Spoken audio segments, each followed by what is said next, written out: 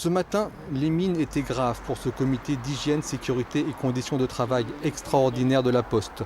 Le suicide d'un cadre en début de semaine à Tréguin, 10 jours après celui d'un autre cadre de Rennes, est vécu comme un véritable drame par les organisations syndicales. Les élus ont 4 souhaits vis-à-vis de leur direction. En premier point, on va demander à ce que le suicide soit reconnu comme un accident de travail. Ensuite, on va demander une enquête interne par le CHSCT. On va demander aussi qu'un expert agréé intervienne aussi pour déterminer les causes de ce suicide.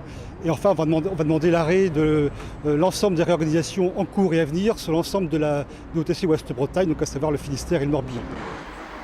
Le cadre disparu a laissé aux organisations syndicales un dossier qui va servir à essayer de comprendre son geste désespéré.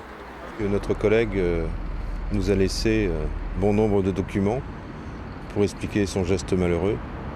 Et donc on estime que les choses doivent changer dans l'entreprise et que son sacrifice n'ait pas été inutile, puisqu'il nous a bien dit par tous les infos qu'il nous a communiquées il nous a expliqué le processus dans lequel il est tombé, la problématique qu'il a rencontrée au fil des dernières années là. Les syndicats attendent des réponses concrètes de leur direction. D'après eux, il existe un risque que de tels actes se reproduisent.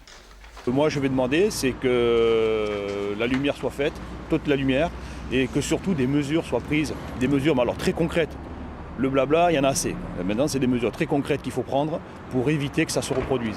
Parce que nous avons aujourd'hui encore des collègues, tout grades, toutes fonctions confondues, qui sont en souffrance. Et on n'est pas à l'abri d'une, je ne sais pas si on peut dire une épidémie, d'une contagion, enfin d'un nouveau passage à l'acte, et ça serait une catastrophe. La direction de la Poste a demandé à tous les établissements postaux d'observer ce matin une minute de silence en hommage à leurs collègues décédés.